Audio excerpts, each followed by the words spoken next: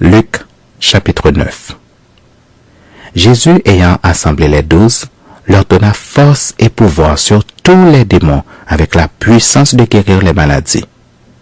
Il les envoya prêcher le royaume de Dieu et guérir les malades. Ne prenez rien pour le voyage, leur dit-il, ni bâton, ni sac, ni pain, ni argent, et n'ayez pas de tunique. Dans quelque maison que vous entriez, restez-y, et c'est de là que vous partirez. Et si les gens ne vous reçoivent pas, sortez de cette ville et secouez la poussière de vos pieds en témoignage contre eux. Ils partirent et ils allèrent de village en village, annonçant la bonne nouvelle et opérant partout des guérisons. Hérode le tétrarque entendit parler de tout ce qui se passait, et il ne savait que penser. Car les uns disaient que Jean était ressuscité des morts, d'autres qu'Élie était apparu, et d'autres que des anciens prophètes étaient ressuscités. Mais Hérode disait, « J'ai fait décapiter Jean. Qui donc est celui-ci dont j'entends dire de telles choses ?» Et il cherchait à le voir. Les apôtres, étant de retour, racontèrent à Jésus tout ce qu'ils avaient fait. Il les prit avec lui et se retira à l'écart du côté d'une ville appelée Bethsaïda. Les foules, l'ayant su, le suivirent. Jésus les accueillit, et il leur parlait du royaume de Dieu. Il guérit aussi ceux qui avaient besoin d'être guéris. Comme le jour commençait à baisser, les 12 s'approchèrent et ils lui dirent, « Renvoie la foule afin qu'elle aille dans les villages et dans les campagnes des environs pour se loger et pour trouver des vivres, car nous sommes ici dans un lieu désert. » Jésus leur dit, « Donnez-leur vous-même à manger. » Mais ils répondirent, « Nous n'avons que 5 pains et 2 poissons, à moins que nous n'allions nous-mêmes acheter des vivres pour tout ce peuple. » Or, il y avait environ 5000 hommes. Jésus dit à ses disciples, « Faites-les asseoir par rangées de 50. » Ils firent ainsi, et les firent tous asseoir. Jésus prit les 5 pains et les 2 poissons, et levant les yeux vers le ciel, il les bénit, puis il leur rompit. Il les rompit et les donna aux disciples, afin qu'ils les distribuassent à la foule. Tous mangèrent et furent rassasiés, et l'on emporta 12 paniers pleins des morceaux qui restaient. Un jour que Jésus priait à l'écart, ayant avec lui ses disciples, il leur posa cette question. « Qui dit-on que je suis ?» Ils répondirent, « Jean-Baptiste. » Les autres, « Élie. » Les autres, « Qu'un des anciens prophètes est ressuscité. » « Et vous, leur demanda-t-il, « Qui dites-vous que je suis ?» Pierre répondit, « Le Christ de Dieu. » Jésus leur recommanda sévèrement de ne le dire à personne. Il ajouta qu'il fallait que le Fils de l'homme souffrit beaucoup, qu'il fût rejeté par les anciens, par les principaux sacrificateurs et par les scribes, qu'il fût mis à mort et qu'il ressuscita le 3e jour. Puis il dit à tous, « Si quelqu'un veut venir après moi, qu'il renonce à lui-même, qu'il se charge chaque jour de sa croix et qu'il me suive. Car celui qui voudra sauver sa vie la perdra, mais celui qui la perdra à cause de moi la sauvera. Et que servirait-il à un homme de gagner tout le monde, s'il se détruisait ou se perdait lui-même? Car quiconque aura honte de moi et de mes paroles, le Fils de l'homme aura honte de lui, quand il viendra dans sa gloire et dans celle du Père et des saints anges. Je vous le dis en vérité, quelques-uns de ceux qui sont ici ne mourront point qu'ils n'aient vu le royaume de Dieu. »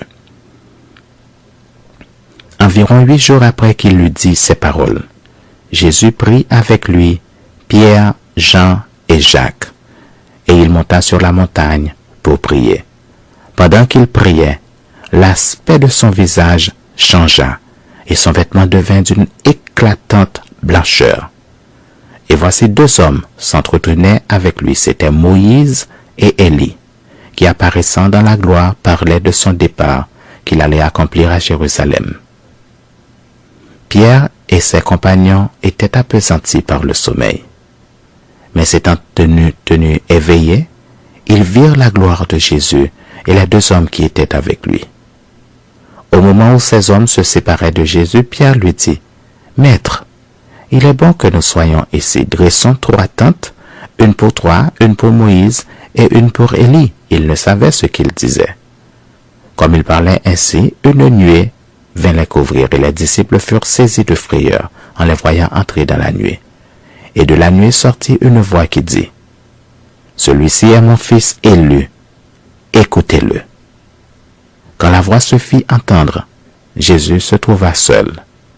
Les disciples gardèrent le silence et ils ne racontèrent à personne en ce temps-là rien de tout ce qu'ils avaient vu. Le lendemain, lorsqu'ils furent descendus de la montagne, une grande foule vint au-devant de Jésus. Et voici du milieu de la foule un homme s'écria, « Maître, je t'en prie, porte les regards sur mon fils, car c'est mon fils unique. » Un esprit le saisit et aussitôt il pousse des cris.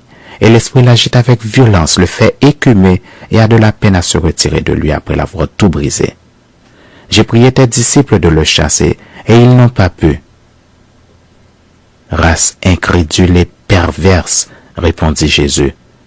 Jusqu'à quand serai-je avec vous et vous supporterai-je? Amène ici ton fils. Comme il approchait, le démon le jeta par terre et l'agita avec violence. Mais Jésus menaça l'esprit impur, guérit l'enfant et le rendit à son père. Ils furent tous frappés de la grandeur de Dieu. Tandis que chacun était dans l'admiration de tout ce que faisait Jésus, il dit à ses disciples, « Pour vous, écoutez bien ceci. Le Fils de l'homme doit être livré entre les mains des hommes. » Mais les disciples ne comprenaient pas cette parole. Elle était voilée pour eux, afin qu'ils n'en eussent pas le sens, et ils craignaient de l'interroger à ce sujet. Or, une pensée leur vint à l'esprit, savoir lequel d'entre eux était le plus grand. Jésus, voyant la pensée de leur cœur, prit un petit enfant, le plaça près de lui et leur dit, « Quiconque reçoit en mon nom ce petit enfant me reçoit moi-même, et quiconque me reçoit celui qui m'a envoyé, car celui qui est le plus petit parmi vous tous, c'est celui-là qui est grand. » Jean prit la parole et dit, « Maître, nous avons vu un homme qui chasse des démons en ton nom, et nous l'en avons empêché parce qu'il ne nous suit pas. » « Ne l'en empêchez pas, lui répondit Jésus, car qui n'est pas contre vous est pour vous. » Lorsque le temps où il devait être enlevé du monde approcha, Jésus prit la résolution de se rendre à Jérusalem. Il envoya devant lui des messagers qui se mirent en route et entrèrent dans un bourg des Samaritains pour lui préparer un logement. Mais on ne le reçut pas parce qu'il se dirigeait sur Jérusalem. Les disciples Jacques et Jean, voyant cela, dirent, « Seigneur, veux-tu que nous commandions que le feu descende du ciel et les consume? » Jésus se tourna vers eux et les réprimanda, disant, « Vous ne savez de quel esprit vous êtes animés, car le Fils de l'homme est venu non pour perdre les âmes des hommes, mais pour les sauver. » Et ils allèrent dans un autre bourg. Pendant qu'ils étaient en chemin, un homme lui dit, « Seigneur, je te suivrai partout où tu iras. » Jésus lui répondit, « Les renards ont des tanières, et les oiseaux du ciel ont des nids. Mais le Fils de l'homme n'a pas un lieu où il puisse reposer sa tête. » Il dit à un autre, « Suis-moi. » Et il répondit, « Seigneur, permets-moi d'aller d'abord ensevelir mon Père. » Mais Jésus lui dit, « Laisse les morts ensevelir leurs morts. Et toi, va annoncer le royaume de Dieu. » Un autre dit, « Je te suivrai, Seigneur, mais permets-moi d'aller d'abord prendre congé de ceux de ma maison. » Jésus lui répondit, « Quiconque met la main à la charrue et regarde en arrière n'est pas propre au royaume de Dieu. »